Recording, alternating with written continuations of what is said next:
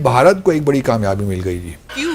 क्या हुई? विवेक अग्रवाल साहब एक हैं भारत के सेक्रेटरी कल्चर, ये वाइस प्रेसिडेंट इलेक्ट हो गए हैं जी इस टास्क फोर्स के। तोबा तोबा तोबा। तो ये अगला साल भरपूर कोशिश करेंगे अग्रवाल साहब के जी किस तरीके से पाकिस्तान को शामिल करवा दें ग्रे लिस्ट में। इससे पहले अगर मैं आपको बताऊं तो 2018 में पाकिस्तान को ग्रे लिस्ट किया गया था और ये इल्ज़ामात भारत की जानिब से पाकिस्तान पर लगाए गए थे और भारतीय लॉबी ने फिर FATF के अंदर पाकिस्तान की इस सारी चीज़ को बहुत ज़्यादा परसू किया था। अस्तगफुरुल्लाह अज़ीम, ये उम्मत का क्या हाल हो गया है। नमस्कार दोस्तों, मैं हूं सौरभ एक और नए वीडियो के साथ। दोस्तों, अपने भारतीय विवेक अग्रवाल जी हैं जिन्होंने अभी FATF का मतलब जुलाई से उन्होंने वाइस प्रेसिडेंट का कमांड संभालना है, लेकिन इससे पहले पाकिस्तानियों में मातम मचना स्टार्ट हो गया है क्योंकि अब ये सोच रहे हैं कि फिर एक बार भारत कोशिश करेगा और पाकिस्तान को ग्रे लिस्ट में डलवाएगा। लेकिन इनकी खुशियाँ थोड़ा अलग टाइप के भी चल रही है दूसरी तरफ कि भाई हम अब भारत को आइसोलेट करेंगे, हम भारत को ग्रे लिस्ट में डलवाएंगे क्योंकि हमारे पास बहुत सारा सबूत है कि भारत पाकिस्तान में दहशतगर्दी करवाता है। तो अब ये अपना पक्ष लेकर के अभी तक जा क्यों नहीं रहता है, सबसे बड़ा क्वेश्चन। और दूसरी बड़ी क्वेश्चन कि ये मुद्दा उठाने का वेट क्यों कर रहे हैं कि पाकिस्तान अगर भारत मतलब अगर मुद्दा उठाता है तब हम जाकर के अपना सबूत पेश करेंगे। ये कौन सा लॉजिक हुआ? मतलब ले दे कि इनके पास है कुछ नहीं, लेकिन एक बयान बनाने के लिए, पाकिस्तानियों के लिए चूरन बेचने के लिए कि हाँ जी देखिए हमारे पास बहुत सारे सबूत है, हम भारत के खिलाफ सबूत पेश करके भारत को ग्रे लिस्ट में डलवाएंगे तो हमें टेंशन लेने की ज़रूरत नहीं है। इससे पहले जो पाकिस्तान ग्रे लिस्ट में था वो आपको पता ही है किस बेसिस पे था और वहाँ से कितना मुश्किल से बाहर निकला है।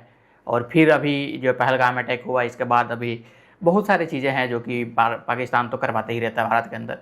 तो सारे सबूत इकट्ठा है भारत के पास और भारत ज़रूर से पेश करना चाहेगा और पेश करेगा वहाँ पे। तो पाकिस्तानियों को टेंशन बनी हुई है, लेकिन अब अपनी आवाम को चूरन बेचने के लिए लगे पड़े हैं कि नहीं जी हमारे पास सबूत है, हम भारत को इस बार सबक सिखाएंगे और भारत को आइसोलेट करेंगे और भारत को ग्रे लिस्ट में डलवाएंगे। तो आने वाला टाइम में पता चलेगा कि होता क्या है। लेकिन अपने अग्रवाल साहब जी का ये आपका जुलाई 2026 से जून 2027 तक का मतलब 1 साल के लिए बने हुए हैं। इसके बाद फिर आने वाले टाइम में UK का नंबर है, तो जाहिर सी बात है पाकिस्तान अब इस पर रोना गाना स्टार्ट करे या जो भी करे, लेकिन जो होना है वो तो होके रहेगा। तो चलिए देने का तो सबसे पहले इस वीडियो को देखते हैं और अगर वीडियो अच्छा लगे तो वीडियो को लाइक जरूर से कर दीजिएगा। चैनल में नए तो चैनल को सब्सक्राइब कर लीजिएगा, बेल आइकन प्रेस करना ना भूलिए ताकि यार आने वाली लेटेस्ट वीडियो का नोटिफिकेशन आपको मिल सके और अपने राय कमेंट्स में जरूर से दीजिए। तो चलिए सबसे पहले इस वीडियो को स्टार्ट करते हैं, फिर मिलते हैं वीडियो के एंड में। वो FATF के जो है ना फाइनेंशियल एक्शन टास्क फोर्स, जिसका जो 2 बड़े मैंडेट हैं, एक तो मनी लॉन्ड्रिंग के खिलाफ और दूसरा टेरर फाइनेंसिंग के खिलाफ। ये अब इसके तकरीबन 40 मेंबर हैं, 38 स्टेट्स हैं और 2 रीजनल ऑर्गेनाइजेशन हैं। तो उनका मैंडेट यही है और ये पेरिस में है इसका हेडक्वार्टर्स। और ये पुरानी ऑर्गेनाइजेशन है, वैसे तो ये G7 ने बनाई थी ओरिजिनली, लेकिन फिर इसको एक्सपैंड कर दिया गया। अब ये इंटर गवर्नमेंटल ऑर्गेनाइजेशन है, इसका पेरिस में हेडक्वार्टर्स है। तो विवेक अग्रवाल साहब एक हैं भारत के सेक्रेटरी कल्चर, ये वाइस प्रेसिडेंट इलेक्ट हो गए हैं जी इस टास्क फोर्स के। और परसों से बल्कि कल से भारत का मीडिया अगर आप पढ़िए तो उसमें ये बातें शुरू हो गई हैं कि जी बल्कि ये है कि पाकिस्तान को दोबारा ग्रे लिस्ट में लाया जाए क्योंकि पाकिस्तान बाज नहीं आ रहा, टेरर को ये फाइनेंस कर रहा है और मनी लॉन्ड्रिंग। हालांकि बात उल्टी है। बिल्कुल, हम तो चाहते हैं कि ये इस तरह मामला ज़रा आए, क्योंकि जिस तरह भारत फाइनेंस कर रहा है टेररिज्म को, BLO हो या BLF हो या TTP हो, जितनी भी ऑर्गेनाइजेशन पाकिस्तान में हैं कहीं ना कहीं से, या जो एक्टिव हैं टेररिज्म में, कहीं ना कहीं से भारत उनको सपोर्ट करता है। तो हमें तो बड़ी खुशी होगी कि ये मामला ज़रा उठाया जाए।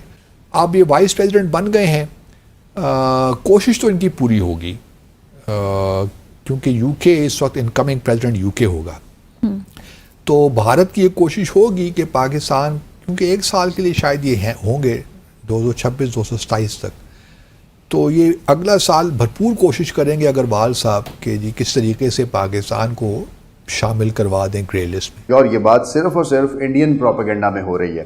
ये जो गुफ्तगू है और ये जो कॉलम्स हैं और ये जो आर्टिकल्स हैं, ये सारे के सारे सिर्फ इंडियन मीडिया के ऊपर या इंडियन प्रिंट मीडिया के ऊपर और इंडिया के जो स्पॉन्सर्ड साइट्स हैं और जो ब्लॉग्स हैं वो इस चीज़ को प्रोपोगेट कर रहे हैं कि पाकिस्तान के ऊपर मनी लॉन्ड्रिंग और टेरर फाइनेंसिंग के जो दुनिया ने इल्ज़ामात लगाए हैं और जो कि भारत की ही एमा पर लगे हैं वो बिल्कुल ठीक हैं। इससे पहले अगर मैं आपको बताऊं तो 2018 में पाकिस्तान को ग्रे लिस्ट किया गया था और ये इल्ज़ामात भारत की जानिब से पाकिस्तान पर लगाए गए थे और भारतीय लॉबी ने फिर FATF के अंदर पाकिस्तान की इस सारी चीज़ को बहुत ज़्यादा परसू किया था और उसके बाद पाकिस्तान को ग्रे लिस्ट में डालकर ये कहा गया था कि ये 27 पॉइंट्स हैं, अगर आप इनकी कंप्लायंस दे देते हैं, अगर आप इन पर सही तरीके से काम कर लेते हैं तो आपको हम ग्रे लिस्ट से वाइट में डाल देंगे। लेकिन उसके चांसेस बहुत ही स्लिम हैं, बल्कि ना होने के बराबर है, क्योंकि इस वक्त अल्हम्दुलिल्लाह पाकिस्तान का एक क्लाउड है। वो ठीक है, हम 2000 उस वक्त का जो ज़माना था 2018 में शायद हमें शामिल किया गया था, फिर हम 2022 में निकल आए थे इससे। तो अब वो हालात नहीं है पाकिस्तान के। पाकिस्तान अब एक बहुत बड़ी, और फिर हमारे अब सपोर्टर्स बहुत हैं, इवन सऊदी अरब वगैरह भी, चाइना भी इसमें है। तो मुझे कोई ख़तरा महसूस नहीं होता कि पाकिस्तान दोबारा इसमें शामिल हो सकता है या उसको ग्रे लिस्ट में शामिल कर सकते हैं। लेकिन ये बात भी अपनी जगह है कि भारत कोशिश ज़रूर करेगा और देखते हैं। अग्रवाल साहब तो कर लेने की कोशिश करेंगे ना कि मैं गया FATF में, देखिए मैंने पाकिस्तान को दोबारा ग्रे लिस्ट में शामिल करवा दिया। बिल्कुल, लेकिन ये मुमकिन नहीं है।